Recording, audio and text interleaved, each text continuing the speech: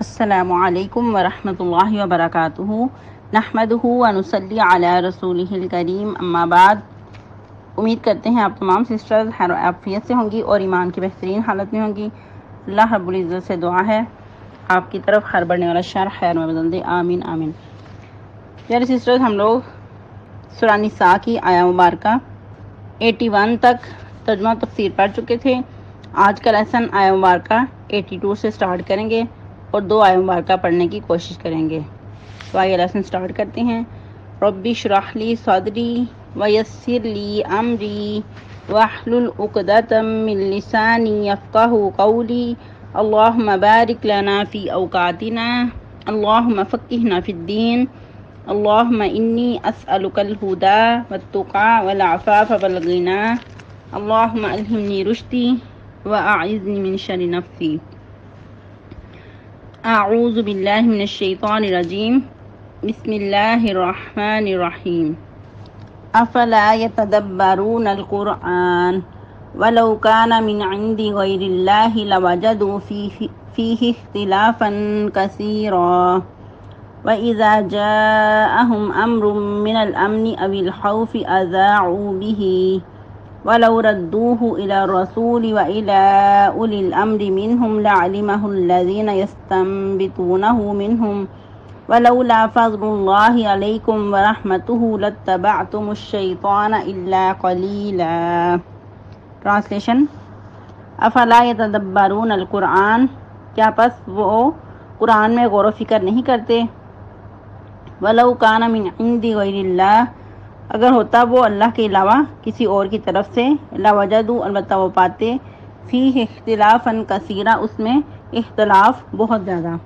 وَإِذَا جَاءَهُمْ، جب آتی ہے ان کے پاس، امرٌ، کسی معاملے کی خبر، من الامن او الخوف، امن میں سے یا خوف میں سے، اذاعوا بِهِ، اسے مشہور کر دیتے ہیں، وَلَوْ رَدُّوهُ إِلَى الرَّسُولِ، اور اگر لٹا دیتے اس کو طرف رسول صلی اللہ علیہ وسلم کی، وَإِلَى أُولِي الْأَمْرِ، اور طرف صاحب معاملے کی، منہم، ان میں سے، لَعَلِمَهُ الَّذِينَ، البتہ معلوم کر لیتے اس کو وہ لوگ، يَسْتَنبِطُونَهُ منہم، جو اس کا استنباط کرتے ان میں سے، وَلَوْلَا فَضْلُ اللَّهِ عَلَيْكُمْ، اور اگر نہ ہوتا اللہ کا فضل تم پر، وَرَحْمَتُهُ، اور اس کی رحمت، لَاتَّبَعْتُمُ الشَّيْطَانَ إِلَّا قَلِيلًا، البتہ تم پیروی کرتے شیطان کی مگر تھوڑے تم میں سے۔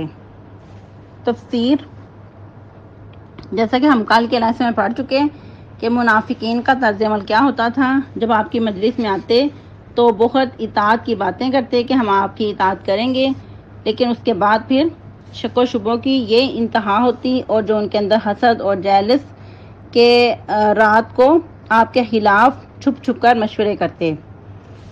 تو یہ سب کچھ کس لیے تھا کہ انہوں نے دل سے آپ صلی اللہ علیہ وسلم کو آخری نبی اور سچا نبی ماننا ہی نہیں تھا، لہذا اللہ رب العزت نے نبی صلی اللہ علیہ وسلم کو سچا پیغمبر باور کروانے کے لیے بطور دلیل قرآن مجید کو پیش کیا کہ یہ لوگ قرآن مجید میں غور و فکر نہیں کرتے، تدبر نہیں کرتے۔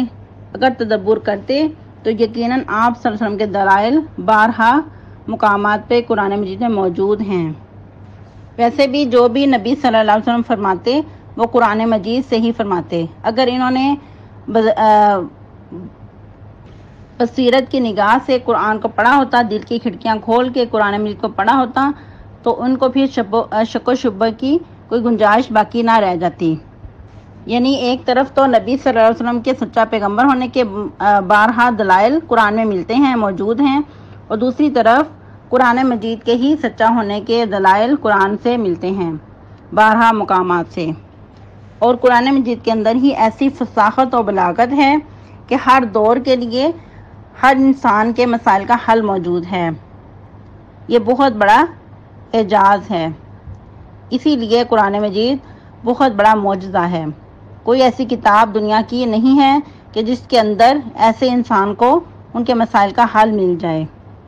اگر 14.5 صدیاں پیچھے چلے جائیں تب بھی انسانوں کو ایسے ہی ان کے مسائل کا حل ملتا تھا، اور آج بھی ایسے ہی ہے، اور رہتی دنیا تک اس طرح ہی یہ سلسلہ چلتا رہے گا۔ تو اس سے کیا پتہ چلتا ہے کہ انسان کو قرآن مجید تدبر کے ساتھ ہی پڑھنا چاہیے۔ تو اسی لیے ہمیں آج تفسیر کے ساتھ سمجھ کر پڑھنے کی ضرورت ہے، کیونکہ ہم لوگ عجمی ہیں، ہم ویسے عربی زبان کو نہیں سمجھ پاتے، نہ اس کی گہرائی کو جانتے ہیں۔ تو آج ہمیں تفسیر کے ساتھ قرآن پڑھنے کی بہت ضرورت ہے۔ تو اگر تفسیر کے بغیر قرآن پڑھیں گے تو ہو سکتا ہے اس کو صحیح طریقے سے نہ پڑھ پائیں۔ اسی لیے آپ لوگوں کو بار بار توجہ دلائی جاتی ہے کہ آپ لوگ خود بھی اس میں تدبر کریں اور دوسروں کو بھی اس کی طرف دعوت دیں۔ پھر اللہ رب العزت مزید کیا فرما رہے ہیں؟ وَلَوْ كَانَ مِنْ عِنْدِ غَيْرِ اللَّهِ لَوَجَدُوا فِيهِ اخْتِلَافًا كَثِيرًا، اگر یہ اللہ کے علاوہ کسی اور کی طرف سے ہوتا تو اس میں بہت بڑا اختلاف پایا جاتا۔ یعنی اللہ کے علاوہ اگر کسی انسان کا یہ کلام ہوتا، کسی انسان کی طرف سے ہوتا، تو اس کے آپس میں ہی مسائل کا بہت سارا کنٹراڈکشن پایا جاتا، کیونکہ انسان کی نیچر بدلتی رہتی ہے۔ انسان ایک وقت میں کسی اور نیچر کا مالک ہوتا ہے، کچھ عرصے گزرنے کے بعد اس کی طبیعت میں مزید تبدیلی آ جاتی ہے۔ وقت کے ساتھ ساتھ انسان کے مزاج بدلتے رہتے ہیں، لیکن اللہ رب العزت کا یہ کلام ایسا خوبصورت کلام ہے کہ اس میں بیلنس ہے، اس میں کسی قسم کا اختلاف نہیں ہے۔ اللہ رب العزت کے تمام فرامین حکمت میں مبنی ہیں، چاہے انسان کی وقتی عقل میں نہ آئیں، انسان کی سمجھ سے دور ہوں، لیکن اللہ تعالیٰ کے کسی بھی فیصلے میں، کسی بھی فرمان میں کسی قسم کا اختلاف نہیں ہے۔ اگر کوئی انسان کہتا ہے کہ مجھے تو سمجھ نہیں آتی یا مجھے میرے مسائل کا حل نہیں ملتا، تو پھر اس انسان کے اندر کمی ہے، ورنہ قرآن مجید مکمل ہے اور اس میں مکمل ضابطہ حیات ہے۔ اور یہی وجہ ہے کہ سلف و صالحین میں جب اگر کسی کو سمجھ نہ آتی تو قرآن کو بار بار پڑھتے، اور اس کا فائدہ کیا ہوتا کہ وہ کہتے کہ اب الحمدللہ ہمیں سمجھ آ گئی ہے بار بار اس کو پڑھنے سے۔ لیکن ہم لوگ کیا کرتے ہیں، ایک ہی بار پڑھ کے سمجھتے ہیں کہ شاید حق ادا ہو گیا۔ اسی کے بارے میں ایک بہت ہی خوبصورت واقعہ ملتا ہے۔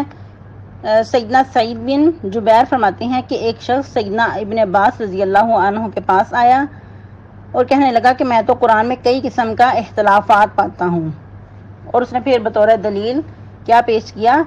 اس نے کہا کہ ایک آیت میں فلا انصاب بینہم ولا ہم یتساءلون ہے، یعنی کہ قیامت کے دن ان کے درمیان نہ کوئی رشتے ناتے رہیں گے اور نہ وہ ایک دوسرے کو پوچھ سکیں گے۔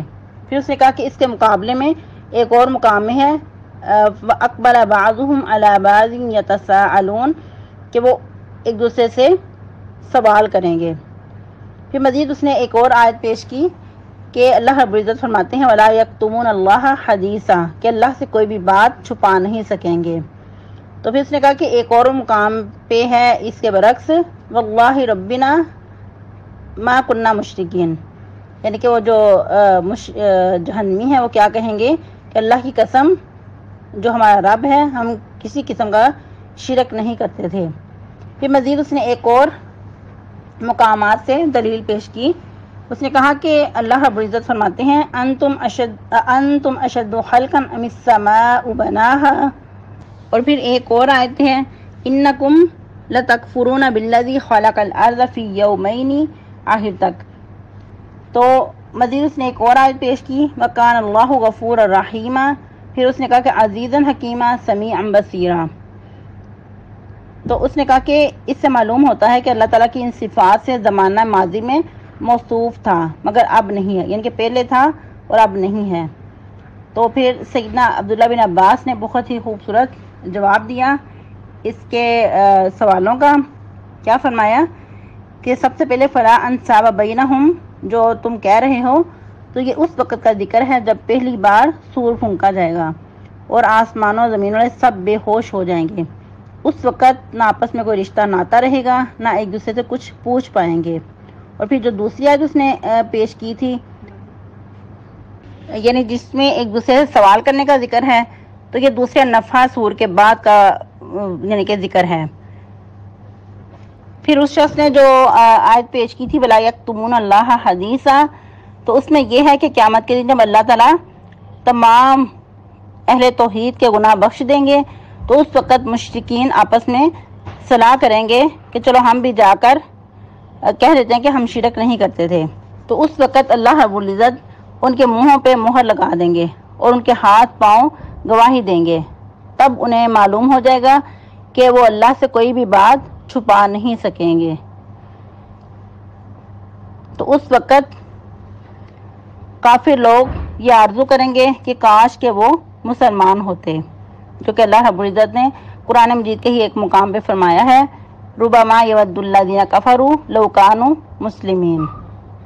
مزید پھر اس کا جو تھرڈ سوال تھا آسمان اور زمین کے تخلیق کے بارے میں، تو اس میں یہ ہے کہ اللہ تعالیٰ نے پہلے زمین کو 2 دن میں پیدا کیا، پھر آسمان کی طرف متوجہ ہوا تو اس کے اگلے 2 دنوں میں اس کو 7 آسمان بنایا. اس کے بعد زمین کو پھیلا دیا، اور زمین کا پھیلانا یہ تھا کہ اس سے اس کا پانی نکالا اور اس کا گھاس چارہ نکالا.